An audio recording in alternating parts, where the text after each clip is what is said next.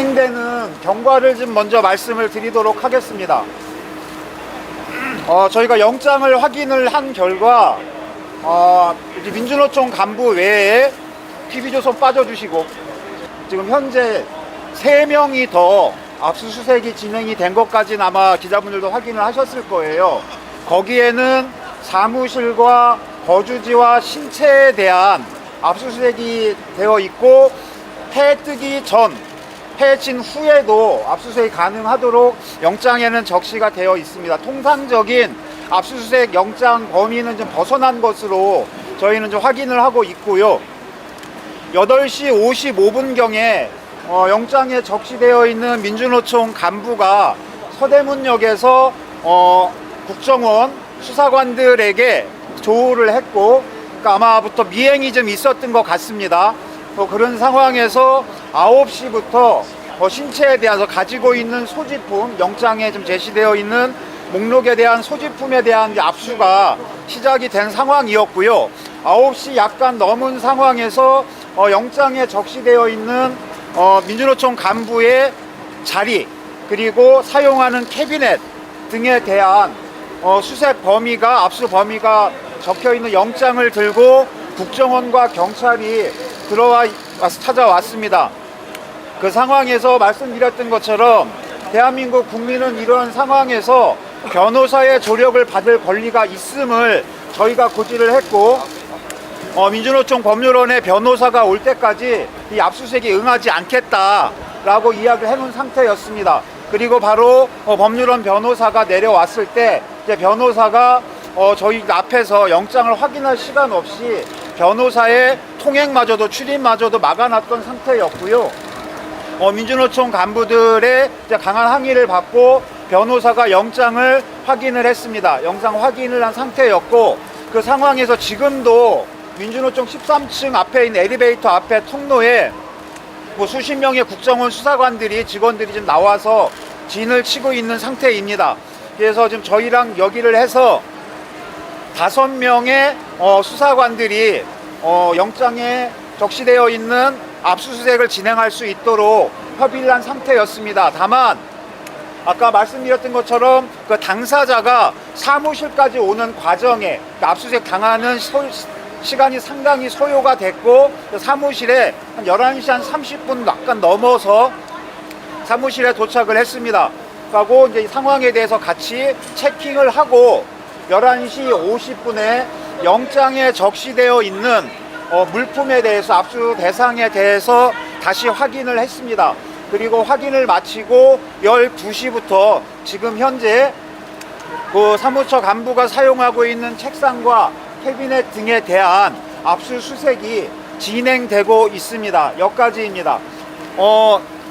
상황에서 보면 말씀드렸다시피 통상적으로 압수수색을 하는, 국가보안법 사건에 대한 압수수색을 진행하는 과정을 이미 좀 많이 오버하고 있다라고 생각을 합니다. 이게 압수수색 영장이잖아요. 수색영장을 집행하러 왔는데 마치 체포영장 집행하듯이 들어와서 경력들을 밀고 들어오고, 지금 보시기에도 과하게 이렇게 좀 대응하는 것은 뭔가 좀 의도하는 부분이 있다라고 생각을 하고요. 어떤 분께서, 기자분께서 아까 그런 말씀 하시더라고요.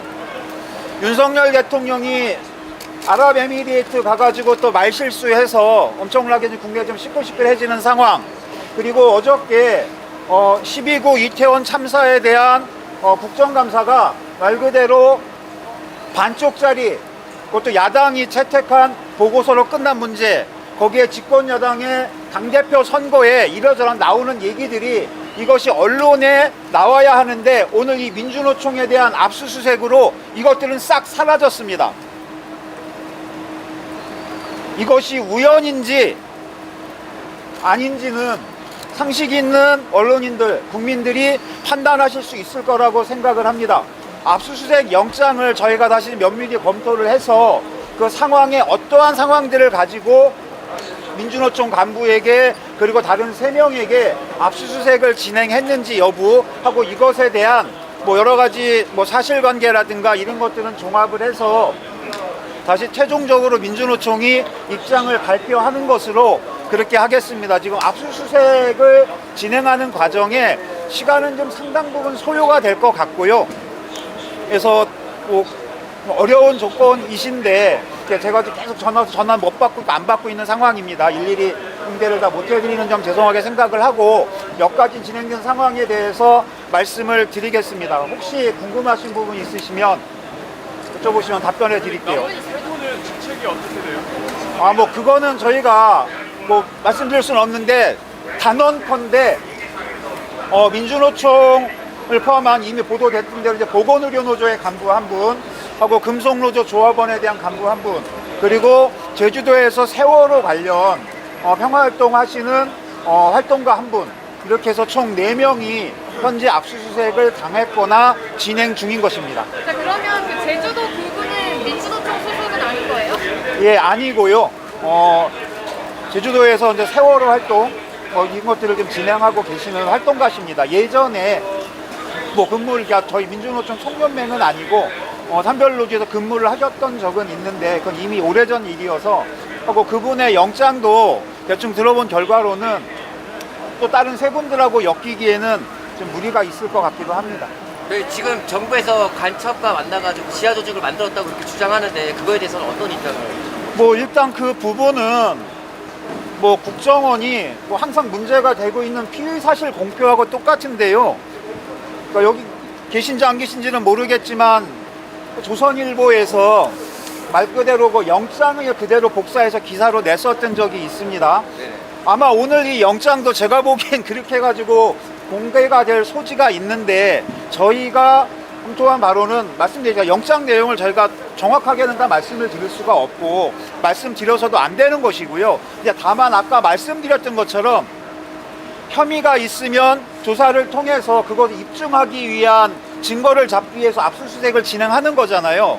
그럼 이것을 가지고 정말로 자신들이 영장에 적시되어 있는 대상자들의 혐의를 입증할 수 있을지 없을지는 그 다음의 문제입니다. 하고 그 과정에 대해서는 마찬가지로 뭐 국정원이 됐든 뭐 입장이 나올 건데요. 거기에 대해서는 추후에 다시 저희도 뭐 준비를 해서 말씀을 드리는 게 맞는 것 같습니다. 제주도도 현재 조합원도 아니라는 말씀인데 궁금하고요. 그리고 지금 4건이 다 같은 사건인가요? 아니면 다른 사건인가요? 다 4건이 같은 사건이라고 뭐 영장으로만 보면 같은 사건이라고 보기에는 뭐 무리가 있을 수 있습니다. 근데 이제 이것은 이제 말 그대로 어떻게 기획을 하느냐에 따라 가지고 결과는 달라질 수 있을 것 같습니다. 민주노총 그 청년맨 본부가 이런 혐의로 이렇게 압수수색이나 공권력 투탁 받은 적자가 있습니다. 그러니까 뭐 아시는 것처럼 예전에 이제 철도노조 투쟁할 때 이제 철도 민영화 반대 투쟁할 때 당시 철도노조 위원장이었던 김명환 위원장을 좀 체포하기 위해서 뭐 민주노총에 대규모의 경찰 병력이 들어왔었습니다. 뭐 결국 김명환 위원장은 체포 못하고 커피 믹스 2박스만 경찰들이 훔쳐갔는데요.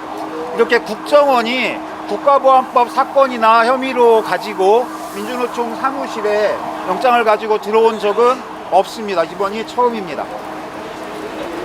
압수수색 과정의 불법성이나 범위를 넘어서는 부분에 대한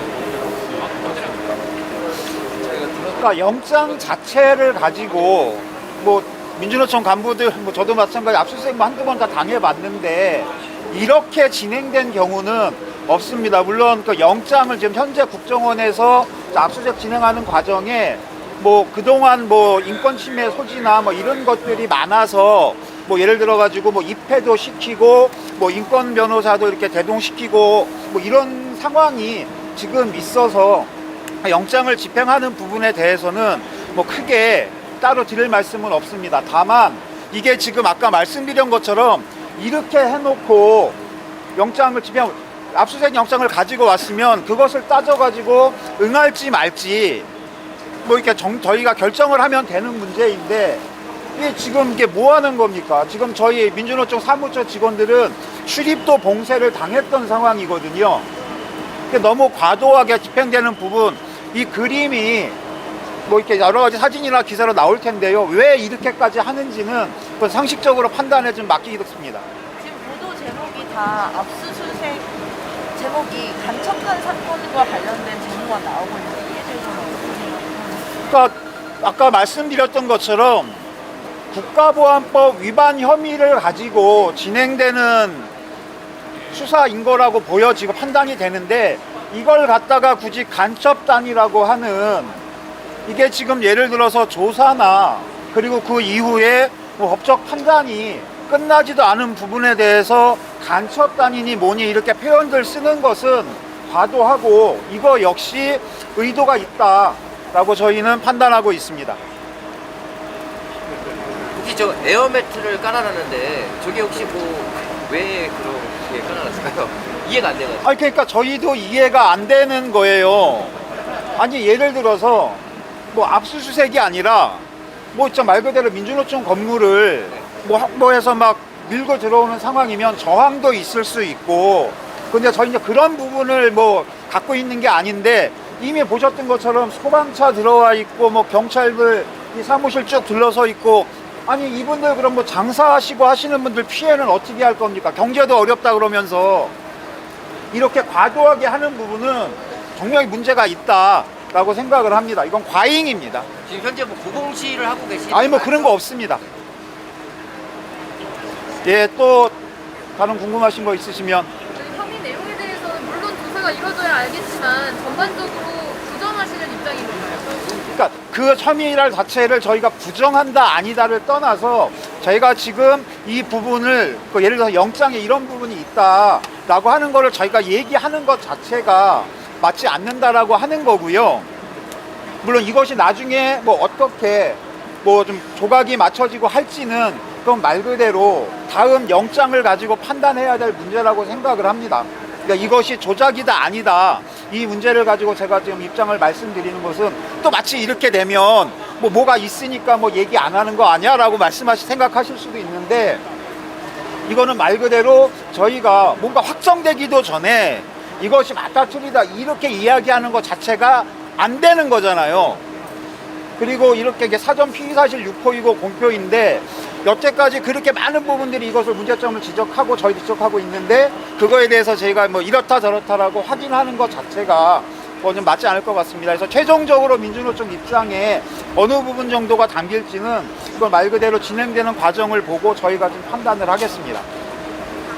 오후에 입장 발표 따로 하시는 건가요? 예, 일단은 이 압수수색이 언제 끝날지는 모르겠지만, 끝나면 뭐 어쨌든 간에 일방적으로는 기사들이 쏟아지고 있지 않습니까? 그럼 민주노총은 이거에 대해서 어떻게 생각하고 판단하고 있는지에 대한 부분은 정리를 해드려야 될 것 같고요. 그 부분은 저희가 공식적으로 입장을 낼 겁니다.